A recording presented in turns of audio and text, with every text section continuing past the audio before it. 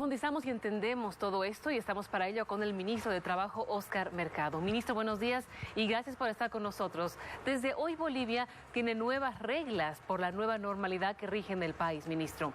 Para ser puntuales, ¿por qué el gobierno toma esta decisión?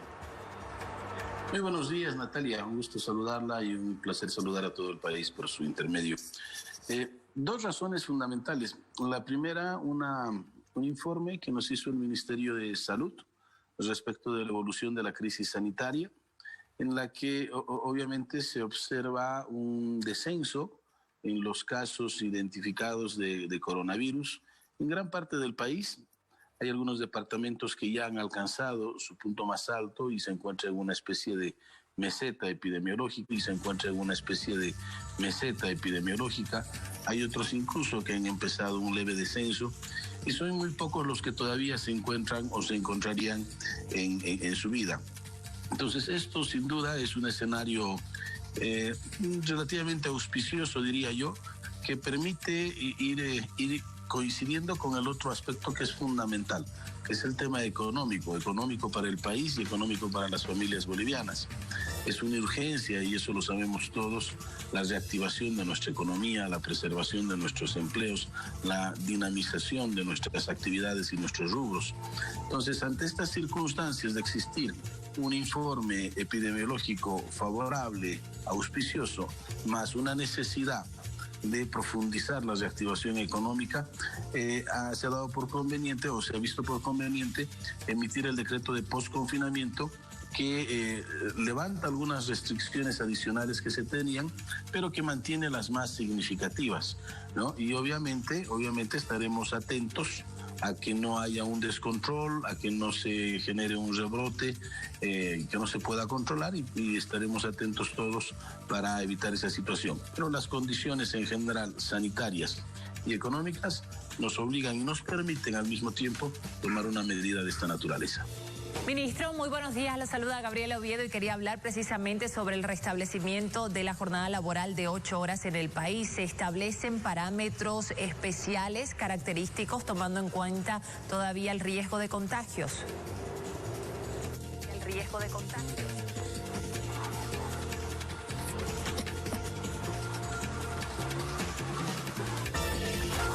Instantes queremos precisamente que usted nos explique, por favor, el tema de las 8 horas. Le repito la pregunta. ¿El gobierno restablece desde hoy la jornada laboral de 8 horas? ¿Cuáles son los parámetros, ministro, de esta reglamentación para que todas las personas puedan comprender y asimilar la jornada laboral con las nuevas medidas?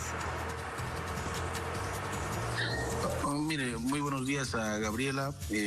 Efectivamente hemos emitido nosotros una disposición a partir del Ministerio de Trabajo de que se restituya la jornada laboral de 8 horas para el sector público en todo el territorio nacional. Dos características especiales en este caso, que esas 8 horas, esa jornada de 8 horas va a llevarse a cabo en una jornada continua, en un horario continuo, y se prevé de que los ingresos y las salidas tengan que ser escalonados. ¿Qué quiere decir esto? De que evitemos el congestionamiento en los puntos de registro de personal, en el propio transporte público, permitiendo que nuestros funcionarios puedan ingresar en grupos con un intervalo de 30 minutos. Esperamos que el primer grupo vaya ingresando a partir de las 7:30 y el último concluya a las 8:30 y a partir de eso se vayan computando las 8 horas. En el sector privado estamos también disponiendo una situación similar. Por regla general y en casi todos los rubros, la jornada laboral es de 8 horas, exceptuando algunos muy específicos, muy particulares que tienen o jornadas más cortas o jornadas un poco más largas.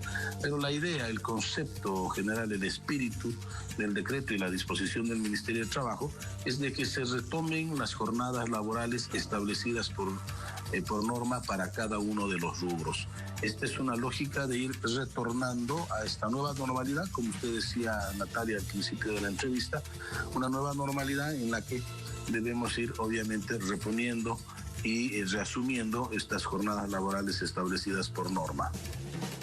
Ministro, ¿y qué pasa con los trabajadores, los dependientes que tienen riesgo de salud, que tienen alguna enfermedad de base? ¿Cómo ellos van a encarar esta nueva etapa de posconfinamiento con los horarios laborales ya restablecidos?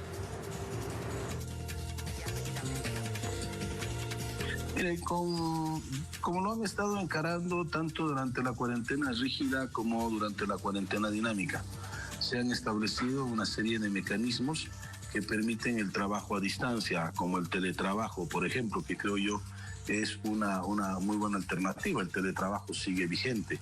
Funcionó durante la cuarentena rígida, funcionó muy bien también durante la cuarentena dinámica, y creo que en la etapa de post-confinamiento va a seguir funcionando y va a servir muchísimo. Las personas que puedan considerarse riesgo pueden optar, por supuesto, al teletrabajo.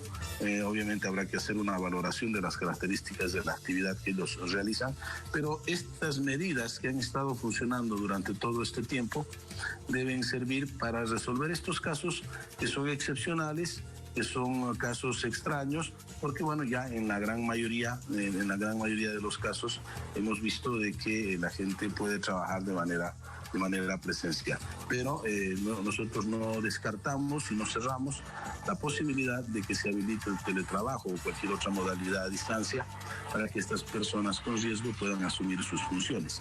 Probablemente el Ministerio de Salud pueda tener algún pronunciamiento específico sobre el particular, pero desde la perspectiva del Ministerio de Trabajo existen condiciones para precautelar la actividad laboral de estas personas de tal forma de no exponerlas innecesariamente. Acá, Gabriela, Natalia, el tema central del posconfinamiento es la responsabilidad social, primero individual, de ustedes, la mía propia, la de todos los que nos ven, de mantener las condiciones de bioseguridad, usar nuestro barbijo, tener un distanciamiento social, lavarnos permanentemente las manos y exigir que quienes están con nosotros, nuestra comunidad, haga lo propio. Esto es fundamental. La etapa del post-confinamiento, así como tiene menos restricciones, exige mayor compromiso comunitario en defensa de la salud y de la vida. Ahora, ministro, en algunos casos se registraron denuncias de empleadores que obligan a los dependientes a seguir trabajando pese a estar contagiados con COVID-19. ¿Qué está haciendo el Ministerio de Trabajo para evitar estos abusos? Mire, sí, hemos tenido denuncias en sentido de que, no obstante haber dado positivo en algunas circunstancias, se habría obligado a personas a asistir a su fuente laboral. Por supuesto que esto es un atentado incluso contra la salud pública.